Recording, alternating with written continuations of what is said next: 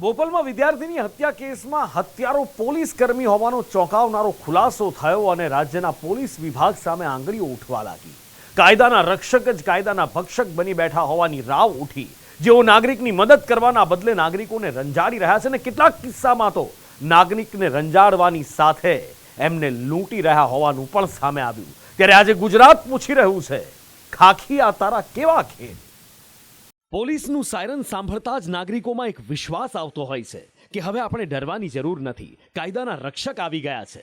એ ભોગ બનનાર મુશ્કેલીમાં ફસાયેલાની સહાય કરશે, મદદ કરશે। પણ કેટલાક ખાખીધારીઓએ વર્દીની ગરિમા પણ જાળવી નથી। બોપલમાં પોલીસ કર્મીએ વિદ્યાર્થીની કરેલી હત્યાથી લોકોનો પોલીસ પરથી વિશ્વાસ ઉઠી ગયો છે કે પોલીસ તેમની સેવા, સુરક્ષા અને શાંતિ માટે છે। વિક્રમસિંહ પઢેરિયા જેવા પોલીસ કર્મીઓએ ખાખીને લોહીના લાલ રંગે રંગી નાખી, તો કેટલાક પોલીસ કર્મી ભ્રષ્ટાચારમાં કાળા હાથ કરી ખાખીને મેલી કરે છે।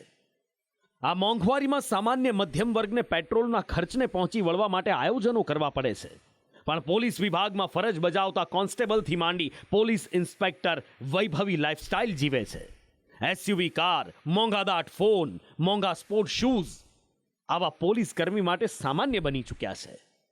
આજે નવસારી મરીન પોલીસ સ્ટેશનમાં એસીબીએ ટ્રેપ કરી અને લાંચ માટે આઈફોન માંગનાર પોલીસ કર્મીને ઝડપી પાડ્યો। નવસારી મરીન પોલીસ સ્ટેશનમાં પીઆઈ દિનેશ કુબાવતે છૂટક લાઇટ ડીઝલના વેચાણ માટે વેપારી પાસે આઈફોન લાંચ પેટે માંગ્યો હતો। રાજકોટમાં પણ કેટલાક પોલીસ કર્મીએ ખાખી પર કલંક લગાવ્યો। રૂપિયાની લાયમાં પોલીસે એક યુવકને ગોંધી રાખી અને માર માર્યાનો આરોપ લાગ્યો છે। પોલીસના ત્રાસથી યુવકના પિતાએ સુસાઇડ કર્યું હોવાનું સામે આવ્યું છે। રાજકોટની એ ડિવિઝનના કેટલાક પોલીસ કર્મીઓએ સોની કારીગરને હેરાન કરી સોનું પડાવ્યાનો આરોપ લાગ્યો છે। આમાં બહુ ઇન્ટરફિયર થાવમાં અને હજી તમારા ચેક અને લખાણ સુસાઇડ આપણે નોટરાઇઝ લખાણ દીકરાનું પડેલું છે, એની ઉપર અમે હજી કાર્યવાહી કરશું। અને તમે જે ચેક અમોને આપેલા છે, હિરેનભાઈની સાઇન કરીને એ કેસમાં પણ તમને અમે ફસાવી દેશું અને તમને મરવા માટે મજબૂર કરી દેશું। આ કારણથી મારા કાકાએ સુસાઇડ કરેલ છે। મારા પપ્પાને પણ મારેલ હતા, કિશનભાઈ આહિરે, અને ત્યાં મારા પપ્પા પાસેથી 350 ગ્રામ સોનું પડાવેલ હતું। અને પછી મને 1 કલાક સુધી મને 2:10 મને મારેલ હતો અને પછી મને લોકઅપમાં પૂરી દીધેલ હતો। થોડા દિવસ પહેલા અમદાવાદના રામોલમાં પોલીસ કર્મીએ વડોદરાના દંપતી પાસેથી તોડ કરી 12,000 રોકડા અને $400 પડાવ્યા હતા। આ મામલો પ્રકાશમાં આવતા જ તોડબાજ પોલીસ કર્મી ખુમાનસિંહને સસ્પેન્ડ કરવામાં આવ્યો।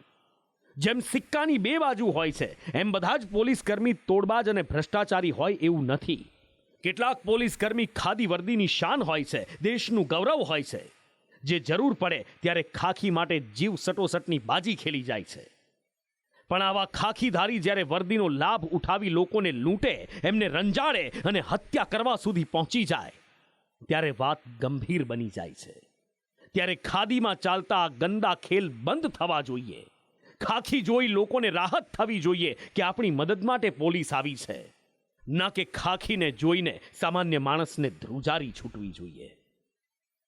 બ્યુરો રિપોર્ટ, સંદેશ ન્યૂઝ।